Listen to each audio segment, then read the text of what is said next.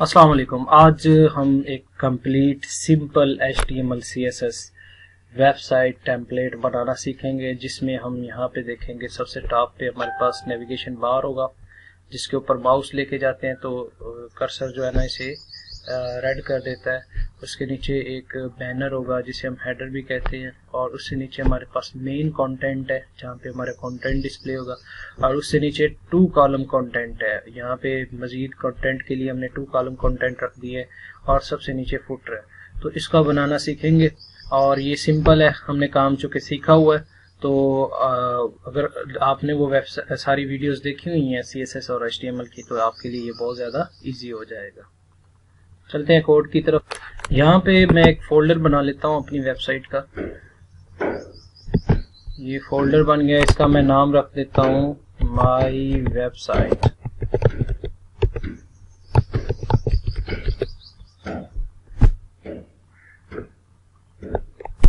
जितनी भी फाइल्स होंगी हमारी इस फोल्डर के अंदर होंगी। ये माई वेबसाइट्स का फोल्डर है, हम इसे ओपन कर लेते हैं। नोटपैड में जाके एक नई फाइल बनाते हैं, न्यू, और इसकी लैंग्वेज हम कर देते हैं HTML, और एक और फाइल बनाते हैं जिसका नाम जो है हमारे पास CSS, और इसकी लैंग्वेज कर देते हैं हम CSS। दोनों फाइल को, पहली फाइल को मैं सेव करता हूँ, Ctrl+S। अच्छा जी, यहाँ पे हम HTML का कोड लिखना शुरू कर देते हैं।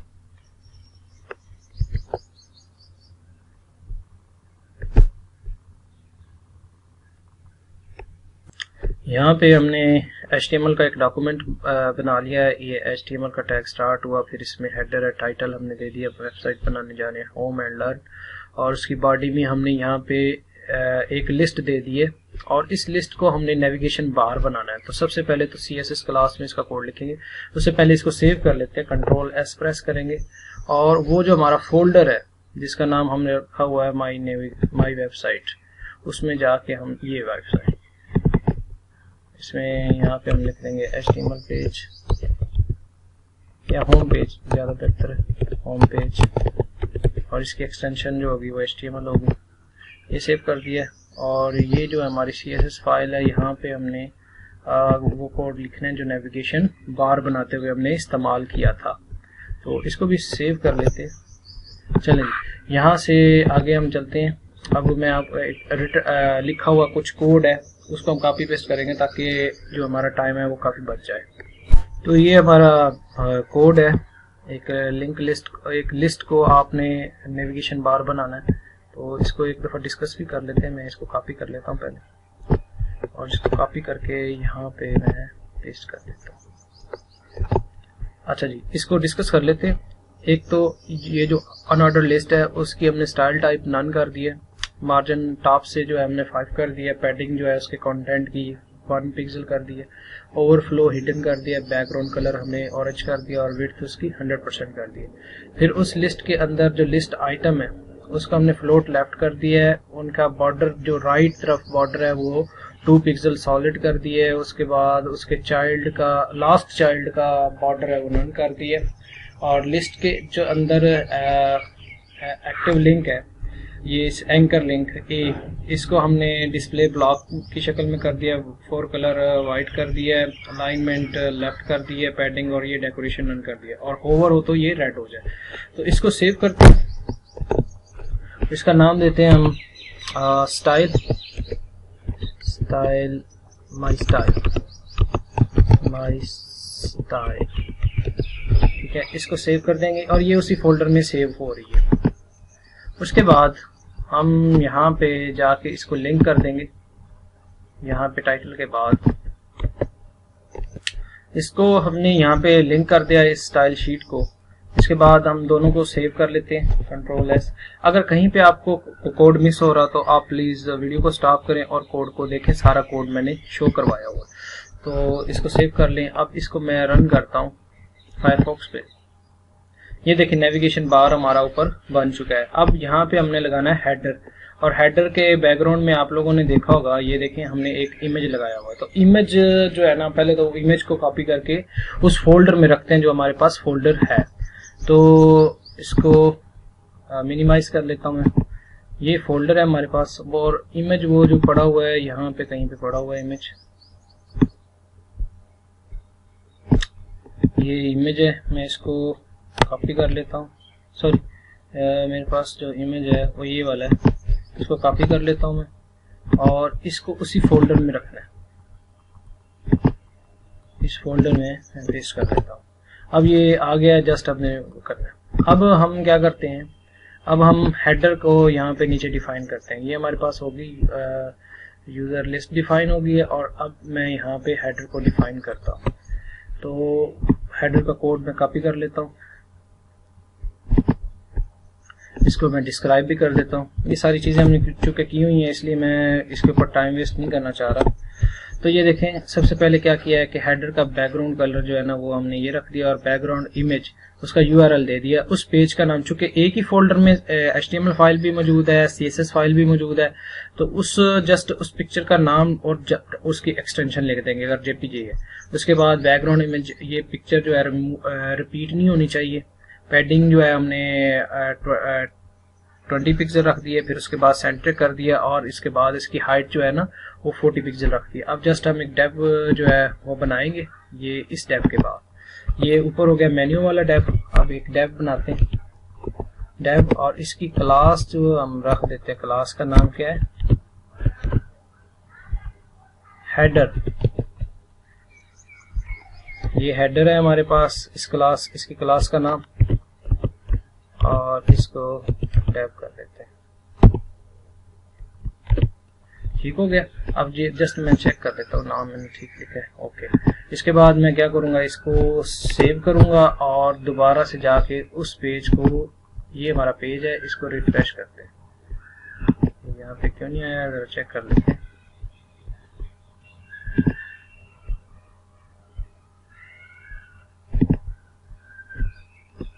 ले जी, हमारे पास ऊपर मेन्यू बन गया, उससे नीचे हमारे पास वेबसाइट का हमारा जो हेडर आ चुका है। तो उसके बाद नीचे हमने मेन कंटेंट बनाना है हमारी वेबसाइट का, तो उसकी तरफ चलते हैं। तो यहाँ पे एक कंटेंट के नाम से एक और क्लास बना लेते हैं, उसका कोड मैं यहाँ पे कॉपी कर देता हूँ। मेन कंटेंट, ये बिल्कुल इजी चीजें हैं, इसमें कोई डिफिकल्टीज नहीं है। ये यहाँ पे मैं, ये देखें, पैडिंग इसकी जो है 10 पिक्सल है, विड्थ इसकी इतनी है, हाइट डिफाइन कर दी है, सेंट्रिक कर दिया है, फॉन्ट साइज ये कर दिया है। अब मैं जस्ट इस कंटेंट के नाम से डेव बनाता हूँ। यहाँ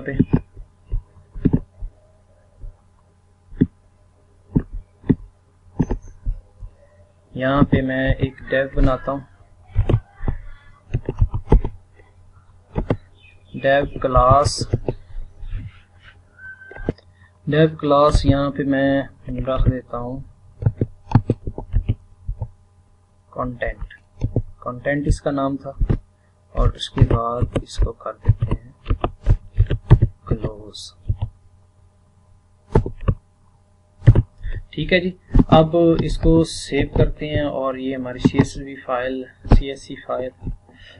फाइल है, इसको भी सेव कर देते हैं, और उसके बाद इसको करते हैं रिफ्रेश। तो यहाँ पे नीचे एक और एरिया बन चुका है, ये हमारा मेन कंटेंट है।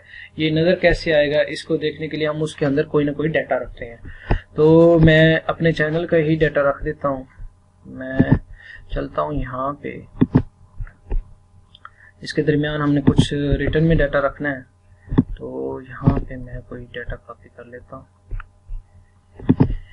हम जो है यही वाला डाटा कॉपी कर लेते हैं, और इसको कॉपी करके उधर लेके यहाँ पे टैब के दरमियान हम इसे रख देते हैं। ठीक है जी, ये मैंने रख दिया। अब इसको कंट्रोल S करेंगे, और उसके बाद जो हमारा वेब पेज है, ये होम एंड लर्न का, इसको करेंगे। यहाँ पे देखें हमारे पास कंटेंट आ गया। ये आपके वेबसाइट का कंटेंट पेज होगा, यहाँ पे कंटेंट शो होगा। ऊपर आपका drop down menu, navigation bar या ड्रॉप डाउन मेन्यू, यहाँ पे आपका बैनर, और यहाँ पे कंटेंट। नीचे मैं अब एक बनाना चाहता हूँ फुटर, और फुटर के लिए मैं चलता हूँ, उसका कोड कॉपी करते हैं फुटर का। सिंपल है, कोई चीजें नहीं है। बेसिकली तो ये सेक्शन बन रहे हैं, हम नाम उनको दे रहे हैं डिफरेंट, तो ये कोई इतनी डिफिकल्ट चीज नहीं है। तो यहाँ पे एक और क्लास बना लेते हैं फुटर की, तो आपने जहाँ पे आपको कोड ज़रा तेज़ी नज़र आए तो आपने उसको ज़रा क्या कर देना है, स्टॉप कर देना वीडियो को और समझ लेना। इसका बैकग्राउंड कलर ऑरेंज कर दिया है, टेक्स्ट अलाइनमेंट सेंटर कर दिया है, हेडिंग और पैडिंग 10 पिक्सल और हाइट हमने 100 पिक्सल रख दी है। इसके बाद हम यहाँ पे क्या करेंगे, एक और डेव बना लेते हैं जिसको हम डेव करते हैं और इसका जो क्लास का नाम है स्पेस क्लास, और यहाँ पे मैं दे देता हूँ फुटर। ठीक हो गया। उसके बाद इसको कर देते हैं डेव। ठीक है जी, इसको करते हैं सेव और इसको भी फाइल को कर देते हैं सेव। अब हम जरा उसको रिफ्रेश करते हैं तो हमारे पास ये देखें नीचे एक फुटर भी बन गया। ठीक है, ये वेबसाइट का। अब यहाँ पे मैं चाहता हूँ एक तो मेन कंटेंट और यहाँ पे 2 कॉलम होने चाहिए। यहाँ पे ना 2 कॉलम बन जाए जिसमें हम कुछ दूसरा कंटेंट भी रख सकें।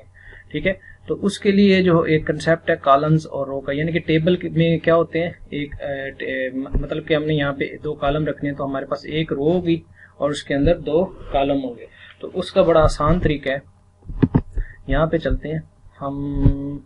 यहाँ पे ये करते हैं कि ये कोड है, इसको समझा देता हूँ, कोई इतना इश्यू नहीं है। काफ़ी सारी कुछ चीज़ें होती हैं जो नहीं होती हैं, बाकी सारी हमारे पास पहले से मौजूद होती है। तो मैं यहाँ पे इसको सेव करता हूँ। ये देखें कॉलम की जो डेफिनेशन की है, 2 कॉलम है तो हमारे पास हर कॉलम की क्या डेफिनेशन होगी, फ्लोट लेफ्ट होगा, बैकग्राउंड कलर ग्रे होगा, विड्थ 50%। इसका मतलब है 2 कॉलम है तो 100% को डिवाइड करो 2 से तो ये 50%। अगर आप 3 कॉलम रखना चाहते हैं तो आप यहाँ पे 33.33% रख सकते हैं। 4 रखना चाहते हैं तो 25 रख सकते हैं। तो विड्थ की परसेंटेज है ये डिवाइड होता जाएगा। हाइट इसकी 300 पिक्सल रख देते हैं, टेक्स्ट अलाइनमेंट सेंटर कर देते हैं, मार्जिन ये कर देते हैं। उसके बाद जो रो है उसको डिस्प्ले टेबल की फॉर्म में शो करें। ठीक है, और बहुत करें। तो ये आपने कोड ऐसे ही लिख लेना है अपनी वेबसाइट पे डिजाइन पे जैसे आप इसे कर रहे हैं यहाँ पे। ठीक है जी। उसके बाद मैं क्या करता हूँ, यहाँ पे 2 कॉलम, ये फुटर से पहले हमने ये काम करना है। यहाँ पे एक डेव बनाते हैं रो का, यानी कि पहले रो होती है और उसके अंदर 2 कॉलम होंगे। तो ये मेरे पास ये बन गया और उसके बाद 2 डेव बना लेते हैं। एक डेव बनाते हैं हम, दोनों कॉलम के होंगे। क्लास हमारे पास क्या हो जाएगी,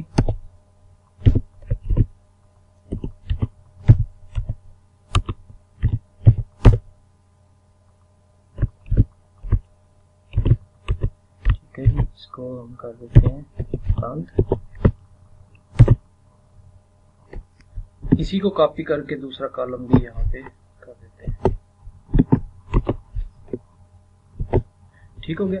अब इसके अंदर कुछ ना कुछ हम डाटा रख देते हैं ताकि हमारे पास वहां पे डिस्प्ले हो तो हमें समझ आ जाए। तो मैं यही कॉपी कर लेता हूँ जो हमारे था, दोनों तरफ रख देता हूँ। इस कॉलम में भी यही डाटा रख देता हूँ और नीचे वाले कॉलम में भी यही डाटा रख देता हूँ। ठीक है जी। अब इसको करते हैं सेव और इस स्टाइल शीट को भी हमने करना है Ctrl+S दबा के सेव। उसके बाद हम इसको करते हैं रन। तो ये देखें हमारे पास 2 कॉलम बन गए। इनमें डाटा हमने चूंकि ज्यादा दे दिया तो ये सेपरेट कॉलम है। तो ये है हमारे पास एक सिंपल वेबसाइट का टेम्पलेट बनाने का तरीका। यहाँ पे फुटर पे भी आप कुछ ना कुछ लिख सकते हैं, लिंक दे सकते हैं जो आपका दिल करे। तो आप लोगों ने ये करना है कि आप एक कोई भी सिंपल एक वेबसाइट का टेम्पलेट डिजाइन करना है। ओके जी, अल्लाह हाफिज, बेस्ट ऑफ लक।